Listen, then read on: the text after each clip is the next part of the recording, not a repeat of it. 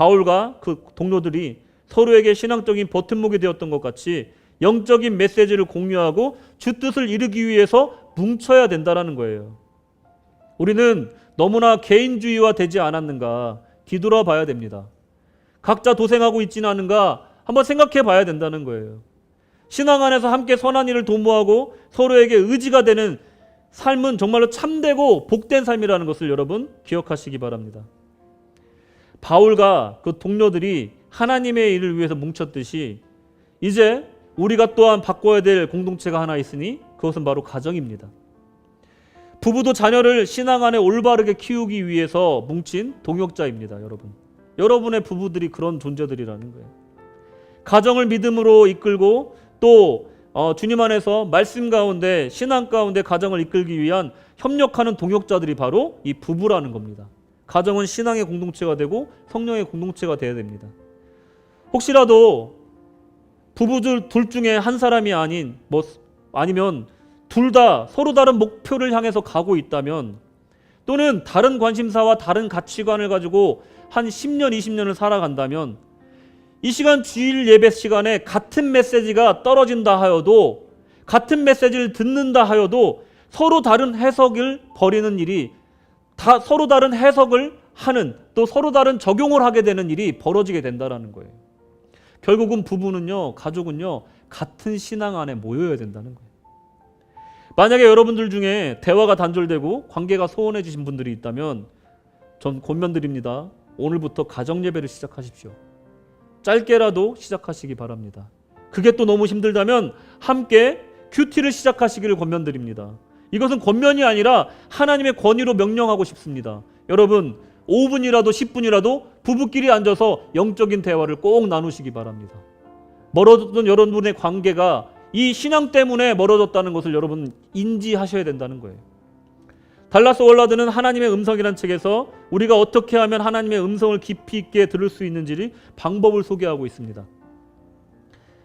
달라스 월라드는 이렇게 얘기합니다. 상대가 집중하고 있는 바를 인식하면 그 사람의 마음의 의도와 생각을 읽을 수 있다.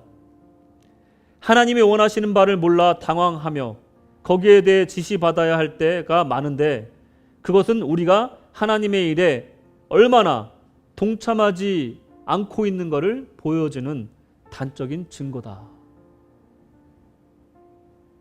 그 사람이 지금 어디에 집중하고 있는가? 그 사람이 지금 가장 좋아하는 일이 무엇인가? 이것에 관심을 갖는 순간부터 관계는 개선된다는 거예요.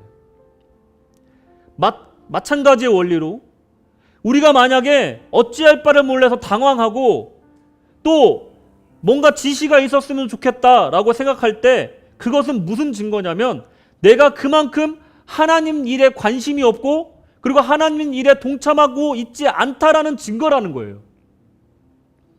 내가 하나님이 가장 관심이 있는 그 일에 동참하고 있다면 자연스럽게 하나님의 마음을 안다는 거예요. 하나님이 정말 이 눈물 흘리고 있는 형제들에게 복음을 전하길 원하고 눈물 닦아주는 사역을 하기 원해서 내가 그 사역에 함께 동참해서 눈물 닦아주고 있다면 그 사람은요 예수님의 눈물을 이해하는 사람인 거예요.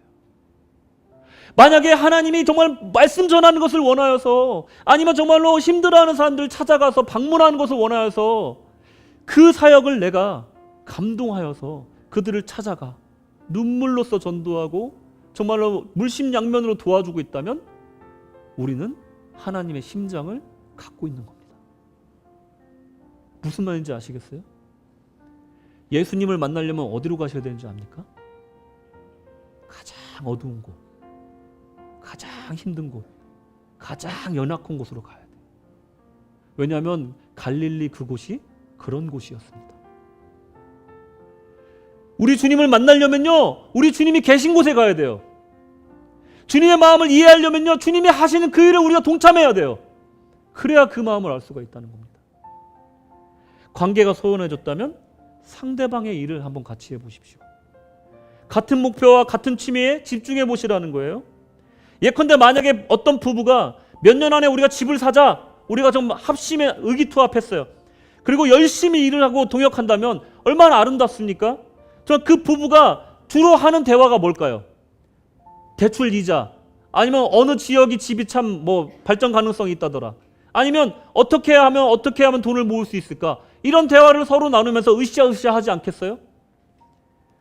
만약에 어떤 부부가 내년에 1년 동안 정말 열심히 준비해서 내후년쯤에 우리 온 가족 단기 선교 가는 것을 목표로 해서 올해 초에 정말 연초에 계획을 잡고 정말 실질적으로 돈을 모으고 그 단기 선교를 준비하면서 함께 기도한다면 이 부부의 대화가 주로 어떤 대화가 이루어질까요? 여러분, 당연한 겁니다. 당연한 거. 우리가 어디에 관심이 있는가가 그 관심사일 거고, 부부가 똑같은 목표를 향해서 달려간다면 당연히 그것에 대해서 자연스럽게 대화할 수밖에 없고 관계가 가까워질 수밖에 없다라는 거예요. 결국은요, 신앙인들은요, 그게 부부이든 친구이든요, 하나님의 뜻이 이 땅 위에 이루어지는 그 목적을 가질 때 그곳에 모여서 그때부터 대화가 통하기 시작한다라는 거예요. 여러분, 이게 핵심인 줄로 믿으시기 바랍니다. 이건 부부에만 한정되는 얘기가 아닙니다. 진정한 신앙의 친구를 만나고 싶으세요? 신앙으로 들어오시면 됩니다. 나는 계속 겉돌면서 나에겐 신앙 좋은 친구가 있었으면 좋겠어라고 말하지 마시고, 내가 애쓰고 힘쓰면서 그 신앙의 공동체로 들어오시면 자연스럽게 주님께서 우리에게 좋은 친구들을 붙여주실 거예요. 선한 공동체 안에 우리가 서게 될 겁니다.